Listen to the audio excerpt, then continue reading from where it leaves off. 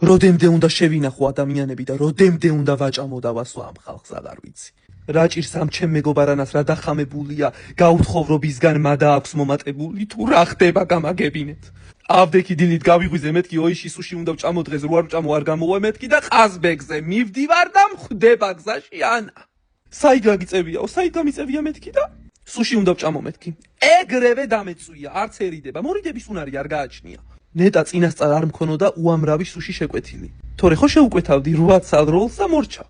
ხანდახან ჩემ თავზეც ბრაზდები, მეგობრები უნდა ჩამოვიშორო, ვინც მე სათანადოდ არ მაფასებს და ვინც მიყენებს მეთქი, მაგრამ არა არ შემიძლია. მეც უნდა ვჭამო, ვიზე ნაკლები ვარ. არა, რო კითხო კუჭის პრობლემები აქვს, მაგრამ ყველანაირ პროდუქტს იღებს. ალბათ რაიმე გათვლები აქვს და ტყუილად მაგონებს, რომ კუჭის პრობლემები აქვს. მაგრამ ფაქტია, მადა აქვს. დედა რა გემრიელი სუშია. ყველაფერს რო თავი დავანებოთ. ეს უკვე აღარ უნდა შემეკვეთა. ვიფიქრე რაიმე განსხვავებულს შევჭამ თქო და ამას ეძგერა მაინც და მაინც.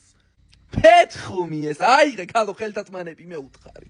სულ რომანას არ ეჭამა, გადავწყვიტე მეც გამესინჯა აი ეს კონკრეტული გემრიელობა. გავიხედე და მოთენთილა ქალბატონი. რა თუ არა რა, კარგი ჭამა, კარგი დალია და მიწვა. ოიში სუშის წარმომადგენლებს ვაფრთხილებ, ბალიშები მოაშორეთ დივნებიდან. ისე რომ ვაკვირდებოდი რაღაცნაირად. სიმართლე გითხრათ, ცოტა გული ამიჩუხდა, რომ რა ქნას არა აქვს საშუალება და ჩანდაბას დამყვებოდეს და მე გამოვკვებავ. რაც არ უნდა იყოს ქრისტიანული ერი ვართ და მაძლია არასდროს არ დავაყვედროთ ადამიანებს პატივისცემა.